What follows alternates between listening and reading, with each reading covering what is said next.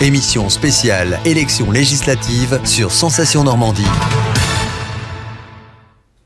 Vous êtes sur Radio Sensation Normandie, vous avez bien fait de rester fidèle à votre station, notre rendez-vous politique que vous avez l'habitude maintenant de retrouver. 10 petites minutes pour en savoir plus, en tout cas pour essayer de savoir l'essentiel sur ces élections législatives que nous suivons depuis le début du mois. Nous sommes sur la 3e circonscription, celle qui nous concerne sur le territoire de Bernay-Terre de Normandie, qui va donc de Bernay à Pont-Audemer, mais pas que, c'est un peu plus compliqué que ça. On verra cela avec les candidats que nous recevons aujourd'hui qui représentent donc cette circonscription. Pierre Bibé qui est candidat donc dans la 3e pour UDI Les Républicains, premier adjoint au maire de Bernay entre autres, en charge du développement du territoire, de la mobilité et des espaces publics. Pierre Bibé, bonjour. Bonjour Dominique. Pierre Bibé qui est venu avec sa suppléante, Madame Monique Mouillère. Vous êtes maire d'Étreville, présidente ou président ? Vice-présidente de la communauté de communes Roumois-Seine, nouvellement créée, entre autres en charge des personnes âgées. Madame Monique Mouillère, bonjour. Bonjour Dominique. Alors vous êtes candidat sur la 3e circonscription, Pierre Bibé, ça, ceux qui ne le savent pas, donc c'est qui ne lisent pas la presse, c'est une élection que vous avez pris à bras-le-corps depuis plusieurs mois, parce que vous n'êtes pas en campagne, vous, depuis quelques semaines, et vous êtes justement en campagne, dans la campagne, pour essayer d'aller au contact, je pense, des futurs électeurs, en tout cas de vos concitoyens et surtout des gens que vous aimez. On vous a prêté maintes et maintes qualités, notamment celle d'être un enfant du cru, en tout cas un enfant du terroir. Ça, c'est ce que vous avez mis en avant dès que votre candidature a été connue. C'était important pour vous de savoir et de faire savoir que vous étiez d'ici. On ne vise pas ceux qui ne sont pas d'ici, mais en tout cas, vous, ça a été l'un des arguments. Être député, c'est représenter la République sur un territoire donné. Je pense que ce territoire, il faut le connaître. Et donc oui, c'est vrai que je suis quelqu'un d'ici, j'y ai toujours vécu, j'ai toute ma famille qui y vit. Et donc je pense que je suis aussi déjà le plus à même de le connaître et de l'aimer profondément. Et donc pour le défendre demain à l'Assemblée, il faut le connaître par cœur. Et c'est ce que je fais notamment depuis maintenant plus d'1 an et demi. Oui. Je vais à droite à gauche pour connaître un petit peu les principaux enjeux de chaque commune. Et puis pendant cette campagne, vous l'avez dit, j'ai labouré. Je suis le seul à avoir fait 176 rendez-vous avec tous les maires de cette circonscription. Et ensuite, j'ai organisé 176 réunions publiques dans toutes les communes et communes déléguées de ce territoire pour donner l'occasion aux habitants de venir me rencontrer. Là encore, pour redonner un peu de simplicité à la politique et de pouvoir échanger avec moi pour pouvoir me connaître un petit peu mieux que ce qu'on me dit justement dans la presse. Alors si vous représentez un tant soit peu la jeunesse, et c'est pas forcément un gage de qualité pour être élu, en tout cas vous avez l'avantage d'être un jeune candidat, mais vous n'êtes pas jeune dans la vie politique. C'est ce qu'on pourrait peut-être mettre en bascule, c'est-à-dire que vous êtes dans la politique depuis longtemps. Non, je suis dans la politique depuis 2014 où j'ai été élu conseiller municipal à Bernay, donc la ville où je vis, et puis petit à petit adjoint au maire et puis premier adjoint de Jean-Hugues Bonamy depuis 1 an. La jeunesse en politique, donc on oublie votre fonction d'attaché, vous étiez avec Nicole Duranton. Oui, ça c'était mon travail que j'ai quitté. C'est aussi de la politique. C'est de la politique, c'est pas un mandat en tout cas, c'est un boulot, c'est un travail. Ça vous a permis peut-être de savoir déjà comment... Oui, évidemment. Déjà, je connais un petit peu les rouages du Parlement, parce que le Parlement, ce n'est pas une petite machine. Il faut savoir comment elle fonctionne. Et c'est vrai que ces 2 ans de collaborateurs parlementaires m'ont permis justement d'être au plus près du fonctionnement du Parlement. Et donc demain, le 19 juin, si je suis élu député, je peux mettre tout de suite au travail. Et c'est déjà une bonne chose pour notre territoire d'avoir quelqu'un qui soit en capacité de travailler tout de suite à l'Assemblée nationale et de prendre les sujets à bras-le-corps. Madame Mouillère, vous, c'est depuis combien de temps vous êtes dans ce milieu politique ? 28 ans, maire d'Étreville. Et vous y êtes arrivé par vocation, accident ? Comment ça s'est passé ? Pas du tout, accident. Mon mari voulait se présenter et puis il a réfléchi qu'il n'était pas disponible.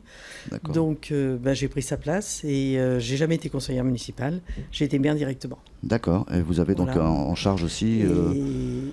la vice-présidence de la commune. Donc j'étais vice-présidente de la communauté de communes Roumois-Nord depuis 2001, où j'avais en charge les aides à domicile, les personnes âgées, et j'ai mis en place l'enfance jeunesse.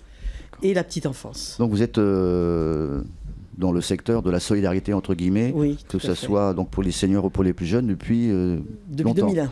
Depuis 2001. Donc c'est vous, votre credo, en tout cas, c'est ça. Tout à fait. L'aide à la personne. Voilà, l'aide à la personne. Je pense que j'ai des compétences dans ce domaine, puisque nous n'avions pas de DGS à Roumain-Nord pendant très longtemps. Et c'était moi qui représentais la collectivité au département et dans toutes les réunions. Ok. DGS, c'est parfois un gros mot dans certains secteurs. Enfin, bref. Qu'est-ce que vous attendez de cette élection, vous ?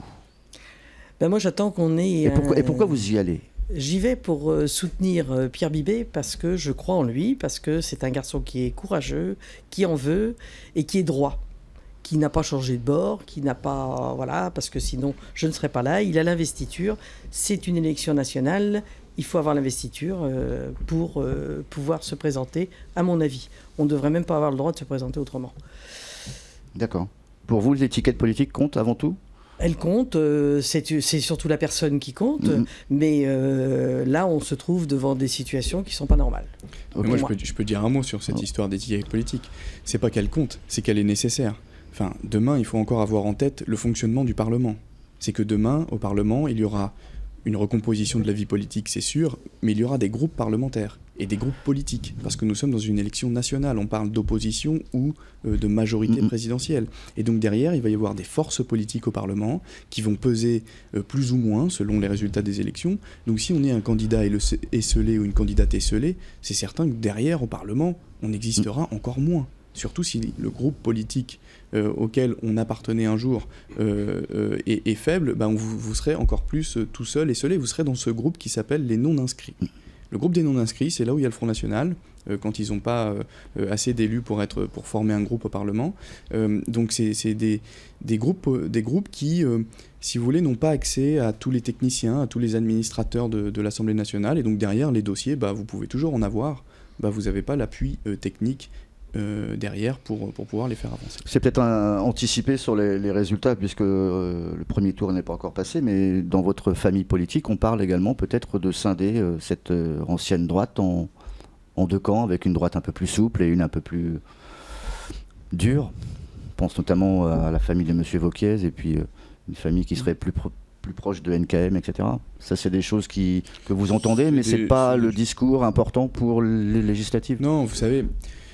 Je pense qu'on a déjà une élection qui est hyper importante, qui est cette élection législative. Moi, quand j'entends et quand je lis hier dans certains journaux qu'on peut avoir 380 ou 400 députés La République En Marche, mais attendez, c'est pire qu'une dictature, là. C'est-à-dire que voilà, on va être dans un système qui va être pire qu'avant, c'est-à-dire qu'on va avoir 400 députés qui vont avoir le petit doigt sur la couture du pantalon, qui vont dire tout ce que dit Macron, et comme ça. Mais c'est pas comme ça qu'on va pouvoir avancer. Parce que si des choses vont dans le mauvais sens, eh bien, les 400 députés vont le voter. Et mais en revanche, on ne va pas entendre l'opposition. Il n'y aura pas d'opposition constructive parce qu'il n'y aura pas d'opposition. Attention, moi je pense qu'il faut être assez vigilant avec ce système qu'on est en train de nous monter, qui est à mon sens anti-constructif pour la France. Moi j'estime que le Parlement demain et le groupe de la droite et du centre dans lequel je serai devra être intelligent et devra faire en sorte que on vote les choses qui vont dans le bon sens et qu'on ne soit pas systématiquement dans l'opposition. En revanche, quand les sujets s'y prêtent, notamment cette hausse de la CSG d'1,7, notamment sur les retraites de 1000 ou 1200 euros, eh bien à un moment donné, ça, il faut taper du poing sur la table. Il faut dire non. Ça, c'est de la continuité de Hollande depuis 5 ans. On matraque toujours fiscalement les mêmes personnes. Donc là, il va y avoir une opposition qui doit être assez forte et constructive, tant dans un autre sens, l'opposition devra aussi voter en faveur des lois qui vont dans le bon sens, notamment je pense à l'uniformisation des régimes de retraite, etc. Quand ça va dans le bon sens, il faut y aller. Parce que, encore une fois, moi en tant que député, je ne souhaite pas l'échec de Macron, je souhaite tout simplement que la France aille mieux. Il nous reste une minute pour parler de problèmes du territoire. Vous avez 3 ou 4 sujets qui vous tiennent à cœur tous les deux. Je pense au lycée dans le Roumois, c'est quelque chose qui ne va pas se faire dans quelques semaines, mais ça c'est un des projets que vous portez. Vous portez également l'échangeur de Bourneville et l'aménagement d'un pôle multimodal dont on parle depuis plusieurs années sur Bernay, notamment autour de la gare. Un lycée dans le Roumois, ça serait nécessaire, essentiel, alors qu'on parle d'enfermer certains. c'est essentiel, mais au-delà Le Roumois, c'est Pont-de-Mer ou c'est ailleurs? Non, c'est au nord de Pont-de-Mer, du côté de Bourrachard, etc. Il y a une chose qui est essentielle, c'est qu'il faudra soutenir enfin notre ruralité. Et que tous ces projets que vous dites, des projets locaux, eh bien, il faut les pousser. Et il faut qu'en tant que député, on soit là derrière pour être à fond, parce que derrière, c'est la vie de notre ruralité qui est en jeu. Ça fait des années et des années qu'on est considérés comme des citoyens de deuxième catégorie quand on vit en campagne. On a moins de services, on a moins de proximité, on a des entreprises qui ferment, on a des médecins qui sont aux abonnés absents, tout comme les réseaux numériques et téléphonie. À un moment donné, il faut taper du poing sur la table. Et il faut dire que le député de cette circonscription, il doit défendre la ruralité. Et c'est pour ça que je vais me battre au quotidien pour faire en sorte que les médecins reviennent un petit peu pratiquer la médecine chez nous, pour que les réseaux soient développés de façon assez digne. Aujourd'hui, vous allez dans le Vièvre et vous connaissez un petit peu ce terrain. C'est impossible d'avoir du réseau chez un opérateur. C'est inacceptable aujourd'hui. Inacceptable. Sachant qu'on paye tous une vingtaine ou une trentaine d'euros par mois pour pouvoir avoir accès à ces réseaux. Et donc je me battrai quotidiennement sur tous ces sujets pour qu'enfin on puisse vivre dignement. Monique Mouillère, un mot juste avant de se séparer. Pourquoi il faut voter pour la liste ? Il faut voter pour la liste parce que c'est un candidat sérieux et qui travaillera pour notre territoire. Merci Pierre Bibé, Monique Mouillère d'avoir accepté notre invitation. Vous êtes candidat sur la 3e circonscription pour la liste UDI Les Républicains. On vous souhaite le meilleur pour la suite de ces élections. Au revoir. Merci Dominique. Merci.